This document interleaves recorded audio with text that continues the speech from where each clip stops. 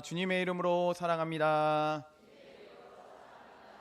다시 한번 인사할까요? 주님의 이름으로 축복합니다. 네, 오늘도 비가 오고 날씨가 우중충한 이 가운데서도 예배를 사모함으로 나오신 이곳에 모이신 우리 모든 성도님들을 주님의 이름으로 사랑하고 축복합니다. 한 부부가 있었습니다.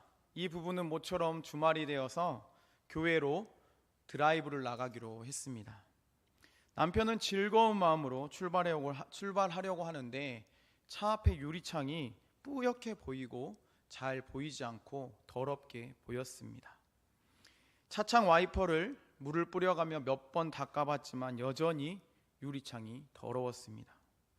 이런 상태로 고속도로를 나가게 되면 큰 사고를 만나겠다 싶어서 겸사겸사 주유도 할 겸 주유소에 들려서 기름도 넣고 세차도 하기로 생각하였습니다.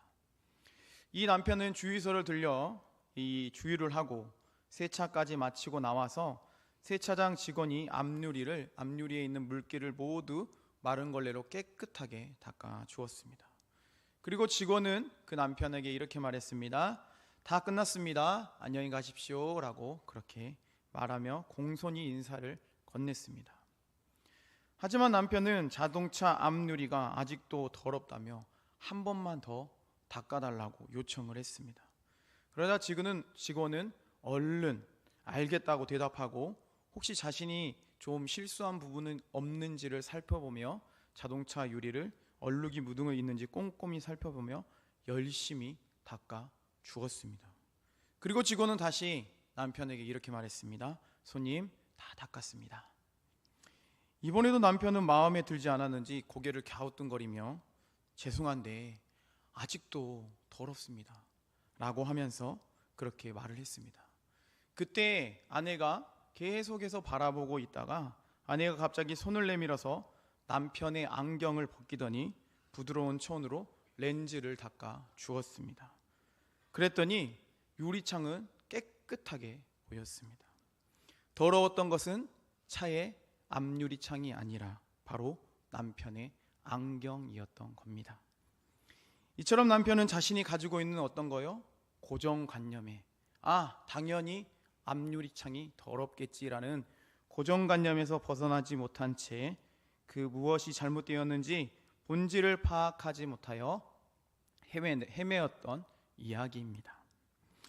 오늘 우리가 읽은 마가복음 2장 13절에서 28절 말씀에도 보면 자신이 가지고 있는 고정관념 때문에 무엇을 잘못했는지 본질을 파악하지 못하는 안타까운 사람들의 모습이 기록되어 있습니다.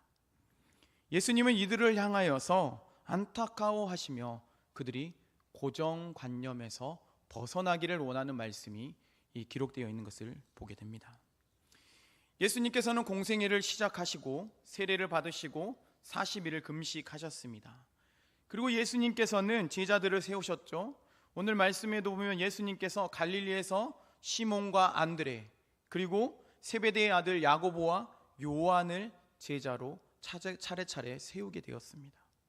그리고 오늘 본문에는 한 제자를 더 세우게 됩니다. 사랑하는 성도님들, 그 사람이 누구입니까? 그렇습니다. 바로 알페오의 아들이라고 불리는 레위를 제자로 세우게 되는 것을 보게 됩니다. 그런데 12명의 제자 중에 레위가 있을까요? 레위라는 이름은 없습니다. 대신 마태라고 기록되어 있는 것을 제자에서는 보게 됩니다. 그런데 레위의 직업이 무엇이었습니까? 그렇습니다. 세관이었습니다. 다시 말하면 레위의 직업은 세리였습니다. 그런데 당시에 이 서적들을 찾아보면 당시 세리는 유대 사회에서 아주 부정적으로 여겨지던 직업 중에 하나였습니다. 당시 가장 부정하고 경멸하고 치욕스럽게 생각하는 두 부류의 직업과 사람이 있었습니다. 한 부류는 죄인이었고 한 부류는 세리였습니다. 당시 로마의 지배를 받고 있던 유대인들은 세리를 볼 때마다 어떤 생각을 하죠? 자신들의 피를 뽑아먹고 살아가는 사람들이라고 생각했습니다. 같은 동족의 이스라엘 사람들끼리, 유대 사람들끼리 고통을 나눈 것이 아니라 그들은 매일 고통 가운데 살아가고 매일 어려움 가운데 살아가는 상황 가운데 있는데, 셀이라는 자신의 그 같은 동족의 사람들은 자신의 배를 채우고 자신의 유익을 위해서 살아가는 사람들이었기 때문에 많은 사람들로부터 질타를 받고 혐오하고 가장 치욕스럽게 여겼습니다. 그런데 오늘 본문 말씀에 보면 예수님께서는 그런 부류의 한 사람이었던 레위를 제자로 세우게 됩니다. 그렇다면 당시 예수님은 어떤 사람이었습니까? 성경에 기록되어 있는 당시의 예수님은 이 제자로 레위라는 사람 마태를 세울 때 예수님은 어떤 사람이었습니까? 그렇습니다. 예수님을 비방하던 무리였던 바리새인들과 서기관들까지 이 인정하던 선생님이었습니다. 각 마을의 회당에서 말씀을 가르치고 율법에 대해서 말씀을 가르치고 하나님의 나라에 선포할 때에 수많은 사람들이 존경하고 따르던 존중받는 선생님이었습니다. 그런 선생님이었던 예수님께서 세리였던 레위를 제자로 세우는 것을 보고 바리새인과 바리새에 속한 서기관들은 도무지 이해할 수 없는 상황에 직면하게 되었습니다. 그들이 생각하는 세리는 오직 자신들의 동족의 피를 빨아먹고 사는 파렴치하고 아주 나쁜 사람들이라고 그렇게 생각했기 때문이죠. 그런데 이와 더불어 예수님의 행동에 더 놀라운 장면이 나옵니다. 사랑하는 성도님들, 그것이 무엇입니까? 그렇습니다. 바로 세리와 더불어 죄인들과 식사를 하였다. 충격적인 사건이 기록되어 있습니다. 우리 마가복음 2장 16절 말씀을 다시 한번 읽어보도록 하겠습니다. 우리 마가복음 2장 16절 말씀 함께 읽도록 하겠습니다. 바리새인의 서기관들이 예수께서 죄인 및 세리들과 함께 잡수시는 것을 보고 그의 제자들에게 이르되 어찌하여 세리 및 죄인들과 함께 먹는가? 아멘. 말씀에 보면 예수님의 제자로 부름받은 레위는 예수님을 자신의 집으로 초대를 하게 되었습니다. 그런데 레위는 상당한 부자였던 걸로 이렇게 기록되어 있는데요, 레위는 자신을 제자로 삼아주신 예수님께 감사함으로 자신의 집으로 초청하고 잔치를 베풀게 되었습니다. 많은 음식들을 준비하고 동네의 많은 사람들을 초청하게 되었습니다. 레위가 그런데 초청한 사람들은 성경에 보면 대부분의 사람들이 세리와 죄인들이었다라는 것을 알 수 있습니다.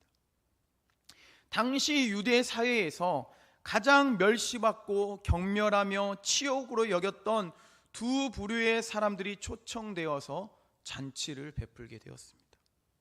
그런데 놀랍게도 예수님은 레위가 베푼 잔치자리에 함께 참석하는 것도 모자라 그들과 어울려 식사까지 하며 친구가 되어주시는 모습이 기록되어 있습니다. 이 모습을 지켜보던 바리새인과 서기관들은 도무지 이해할 수가 없었습니다. 그들의 고정관념에서는 세리와 죄인은 함께 어울릴 수 없는 부류의 사람이었습니다.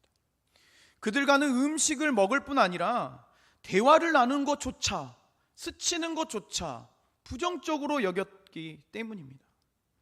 그런데 예수님께서 그들과 대화를 하는 것도 모자라서 식사까지 하시며 그들의 친구가 되어주시는 그 모습을 보며 당시 그 유대인들은, 그 예수님을 선생님으로 부르던 그 유대인들, 그 서기관들은 충격에 휩싸일 수밖에 없었습니다. 그 바리새인과 서기관들은 정결과 부정이라는 것은 율법을 통해서만 정해지는 것이라는 고정관념에서 벗어나지 못했습니다. 그들이 가지고 있는 그 생각 안에 율법의 틀에 얽매여서 살아가는 모습을 보이고 있습니다. 그래서 예수님께서 하시는 그 행동 하나하나가 불만이었고 이해하지 못하는 안타까운 모습을 보이고 말았습니다. 이에 예수님께서는 그들을 향해서 마가복음 2장 17절 말씀에 이렇게 말씀하셨습니다. 우리 17절 말씀 함께 읽어보도록 하겠습니다. 예수께서 들으시고 그들에게 이르시되 건강한 자에게는 의사가 쓸데없고 병든 자에게라야 쓸데있느니라. 나는 의인을 부르러 온 것이 아니요 죄인을 부르러 왔노라 하시니라. 아멘. 예수님께서는 그들의 그 고정관념에서 벗어나지 못하고 율법을 통해서만 그들이 보는 그 눈을 향하여, 그 말을 향하여 건강한 사람에게는 의사가 필요하지 않으나 병든 사람에게는 필요하다. 나는 의인을 부르러 온 것이 아니라 죄인을 부르러 왔다라고 말씀하셨습니다. 여기서 사랑하는 성도님들, 의인이라고 하는 것은 어떤 의미일까요? 성경에서 말하고 있는 이 마가복음 2장에 기록되어 있는 의인은 무엇을 의미하는 것이겠습니까? 그렇습니다. 우리가 알고 있는 의인이 아닙니다. 우리가 알고 있는 의인이 아니라 자신의 관점에서 자칭 의인이라고 칭하는 바리새인과 서기관들을 향해서 말씀하는 말씀입니다. 또한 죄인은 죄를 지은 사람을 포함한 스스로 제가 죄인입니다 라고 고백하는 사람들을 뜻하는 말입니다. 곧 예수님께서는 이들의 죄를 사하시고 구원하시기 위해 예수님께서 이 땅에 내가 왔다, 너희 죄인들을 위하여 내가 이 땅에 왔노라라고 지금 말씀하고 있습니다.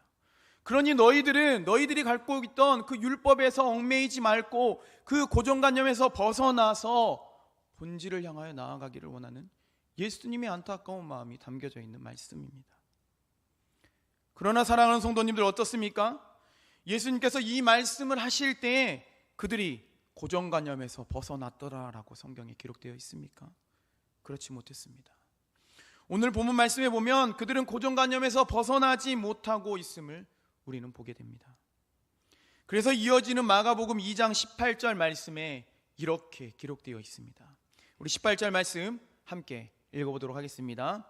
요한의 제자들과 바리새인들이 금식하고 있는지라 사람들이 예수께 와서 말하되 요한의 제자들과 바리새인들의 제자들은 금식하는데 어찌하여 당신의 제자들은 금식하지 아니하나이까. 아멘. 말씀에 보면 바리새인과 서기관들은 그들이 가지고 있는 고정관념에서 벗어나지 못한 채 금식해야 할 때인데 왜 금식하지 않는 겁니까? 라고 예수님과 그 제자들을 향하여 따져 묻고 있습니다. 그들이 가지고 있는 생각에는 지금 금식해야 할 때인데 누구도 예외 없이 선생님이라고 할지라도 그 누구라 할지라도 지금은 금식해야 할 때인데 어찌하여 금식하지 않고 있습니까? 라고 하며 도무지 이해하지 못하는 모습을 보이고 있습니다.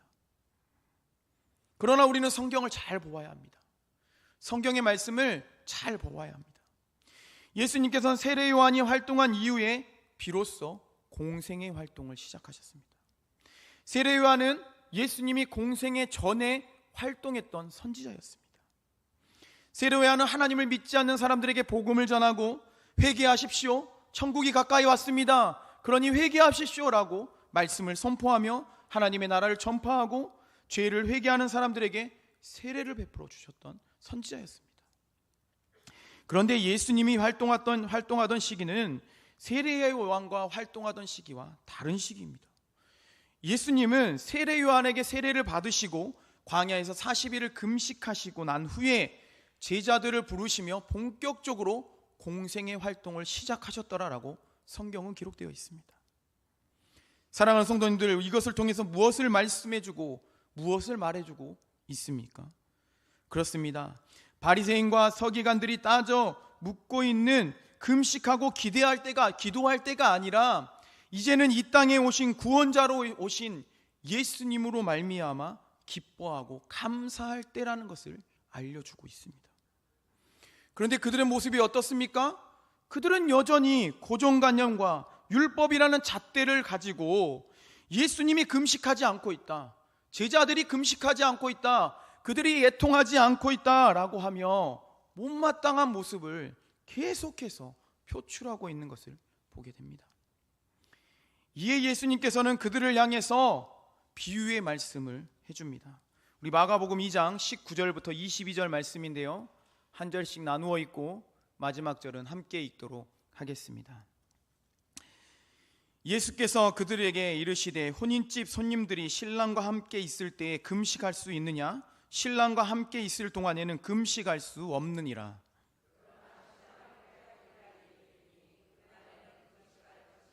생배 조각을 낡은 옷에 붙이는 자가 없나니 만일 그렇게 하면 기운 센 것이 낡은 그것을 당기어 헤어짐이 더하게 되느니라. 22절 말씀 함께 읽겠습니다. 새 포도주를 낡은 가죽 부대에 넣는 자가 없나니 만일 그렇게 하면 새 포도주가 부대를 터뜨려 포도주와 부대를 버리게 되리라. 오직 새 포도주는 새 부대에 넣느니라 하시니라. 아멘. 예수님께서는 그들이 고정관념에서 벗어나지 못하자 이제는 비유의 말씀을 들어서 이제 그들을 향하여 말씀합니다.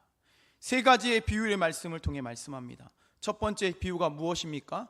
혼인잔치의 비유의 말씀입니다. 당시 이스라엘에서 말씀을 찾아보면, 이 서적들을 찾아보면 이스라엘에서 혼인은 가장 기쁜 날 중에 하나로 여겨졌던 시대였습니다. 때문에 축하연이 열리게 되면 우리처럼 결혼식이 하루에 끝나는 것이 아니라, 하루가 아니라 한 주 동안에 계속해서 진행되기도 했다고 합니다. 또한 혼인식을 전후로 해서 율법이 명하는 금식과 같은 의무조차 면제받을 수 있을 정도로 큰 잔치가 혼인잔치였습니다.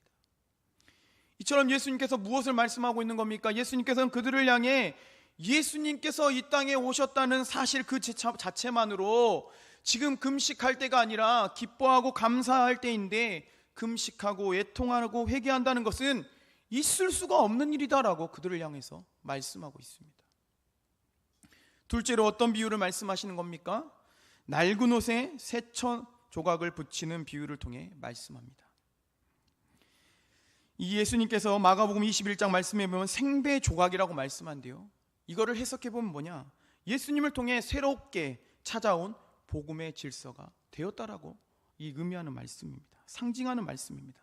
반면에 마가복음 2장 21절 말씀에 낡은 옷이라는 말이 나오는데요, 이것은 하나님이 주신 율법을 인간적으로 해석하여 문자적인 준수에 얽매여 있는 구질서, 율법적인 구질서를 상징하는 말입니다. 이처럼 옛 시대에 머물고 있는, 율법에만 얽매여 있는 바리새인과 서기관들을 향해서 새 시대를 열어가는 예수님을 너희들이 판단하는 것은 옳지 않다라는 것을 말씀해주고 있습니다. 셋째로 새 포도주를 낡은 가죽 부대에 넣지 않는 비유를 통해서 말씀하고 있습니다. 혹시 사랑하는 성도님들은 포도주를 만들어 보신 적 있습니까? 말씀을 준비하며 찾아봤더니 이 발효가 되기 전에 새 포도주보다 발효가 되었을 때 이 포도주는 부피의 차이가 상당히 크다고 합니다. 그런데 만약 낡은 가죽 부대에 새 포도주를 넣었다면 이게 발효가 되면 어떻게 되겠습니까? 그렇습니다. 발효가 되기 시작하면 부피가 점점 늘어나서 감당할 수가 없어서 결국 터져버리고 만다는 사실이죠. 이처럼 새 포도주처럼 새 시대로 가는 예수님의 복음을 낡은 가죽 부대와 같은 관념을 가지고 살아가는 바리새인들이 수용할 수 없음을 예수님께서는 이 비유를 통해서 말씀하고 있습니다. 사랑하는 성도님들, 예수님께서 이 비유의 세 가지 비유를 통해서 무엇을 말씀하고 있는 겁니까? 그렇습니다. 너희가 가지고 있는 그 고정관념에서 제발 벗어나라. 우리가 신앙생활 하지만 우리에게 아직도 남아있는 그 고정관념에서 벗어나라 라고 지금 예수님께서 말씀하고 있습니다. 그러나 이렇게까지 말씀하였음에도 불구하고 오늘 본문에는 안타깝게도 고정관념에서 벗어나지 못하는 그런 안타까운 모습을 계속해서 보입니다. 우리 오늘 본문 마가복음 2장 23절과 24절 말씀에 이렇게 기록되어 있습니다. 우리 23절과 24절 말씀 함께 읽어보도록 하겠습니다. 안식일에 예수께서 밀밭 사이로 지나가실새 그의 제자들이 길을 열며 이삭을 자르니 바리새인들이 예수께 말하되 보시오, 저들이 어찌하여 안식일에 하지 못할 일을 하나이까. 아멘. 말씀에 보면 예수님과 제자들과 함께 밀밭 사이로 가로질러 가게 되었습니다. 이렇게 가로질러 가는 중에 제자들이 이삭을 잘라먹는 행동을 하게 되겠다라고 기록되어 있습니다. 이에 바리새인과 서기관들은 제자들이 안식일의 규정을 어기고 이삭을 잘라 먹었다라고 하며 예수님께 따져 물었습니다. 그러자 예수님께서는 그들을 향하여 한 이야기를 들려줍니다.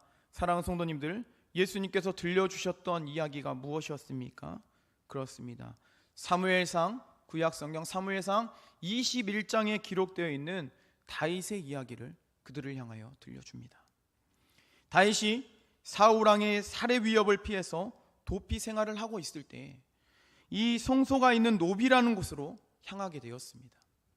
그때 배가 고팠던 다윗은, 너무나도 배가 고팠던 다윗은 제사장 아비아다를 찾아가서 음식을 구하게 됩니다. 먹을 것을 좀 주라. 내가 너무 배가 고프니 나에게 먹을 것을 좀 주라라고 그렇게 요청을 하게 됩니다. 그런데 먹을 수 있는 것이라고는 제사장이 먹을 수 있었던 진설병밖에 없었다라고 성경에 기록되어 있습니다. 그때 제사장 아비아달은 몇 가지를 이렇게 확인한 후에 진설병을 다윗에게 주어 그것을 먹게 되었습니다. 그런데 중요한 것은 무엇인지 아십니까? 유대인들은 이 사실을 알고 있었습니다. 바리새인들과 서기관들은 분명 다윗이 율법을 어겼다는 것을 알고 있었음에도 그 누구 하나 다윗이 잘못되었다라고 말하는 사람이 없었다는 사실입니다. 사랑하는 성도님들, 왜 다윗을 그 율법에 능통했던 바리새인과 서기관들이 정죄하지 않았겠습니까? 그렇습니다. 다윗은 유대인들에게 있어 다윗은 이 다윗을 가장 이상적인 왕으로 생각하는 사람이었기 때문에 누구 하나 다윗을 정죄하는 사람이 없었습니다. 오히려 다윗과 그 일행들이 한 행동을 예외적으로 허용하고 그들은 받아들였습니다. 예수님께서는 이 이야기를 통해 바리새인들과 서기관들을 향해 안식일법이 철저하게 통제되어 왔지만 그보다 더 중요한 것이 있다라는 것을 알려주고 있습니다. 사랑하는 성도님들, 그것이 무엇인지 아십니까? 그렇습니다. 바로 하나님께서 하나님의 형상대로 만든 사람이라는 존재가 안식일법보다 더 중요하다라는 사실을 알려주고 있습니다.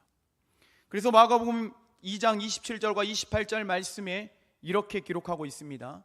우리 27절과 28절 말씀 함께 읽어보겠습니다. 또 이르시되 안식일이 사람을 위하여 있는 것이요 사람이 안식일을 위하여 있는 것이 아니니 이러므로 인자는 안식일에도 주인이라. 아멘. 이처럼 하나님은 안식일을 만드셨지만 하나님의 관심은 하나님의 형상대로 창조된 인간에게 있었습니다. 또한 예수님이 바로 그 안식일의 주인이다, 내가 진정 그 안식일의 주인이라는 것을 알려주셨습니다. 때문에 예수님은 오늘 본문 말씀을 통해 여러 비유를 통해 그리고 여러 말씀들을 통해 고정관념을 걷어내고 이제 새 시대를 열게 된 예수님을 인정하고 받아들이며 그들의 삶이 변화되기를 원하셨다라는 사실입니다. 뿐만 아니라 예수님의 정체성을 그들이 분명히 알고 옛 질서를 버리고 새 질서를 따르며 예수님의 말씀에 순종하며 그들이 살아가기를 원하셨다라는 사실입니다. 그렇다면 사랑하는 성도님들에게 한번 여쭤보겠습니다. 오늘 예배 가운데 모이신 성도님들은 어떠십니까? 우리는 하나님의 자녀인데 우리가 하나님을 믿고 하나님께 의지하며 기도하며 그렇게 예수님을 따라간다 고백하고 있는데 여전히 우리 가운데 있는 고정관념은 무엇입니까? 바리새인처럼 서기관처럼 아직도 우리가 버리지 못하고 우리가 가지고 있는 그 고정관념은 무엇입니까? 이 시간 우리가 가지고 있는 고정관념이 있다면 과감하게 버리시고 본질이 되시는 예수님의 말씀 앞에 순종하며 살아가는 삶이 되기를 간절히 소망합니다. 또한 하나님의 관심은 그 누구에게 있는 것이 아니라 바로 여기에 계신 우리 성도님들에게, 우리 인간에게 있다는 사실을 늘 기억하시고 늘 믿음 안에서 말씀 가운데 순종함으로 예수님의 도를 따르며 살아가는 모든 성도님들의 삶이 되시기를 간절히 축원합니다. 우리 이 사실을 기억하며 함께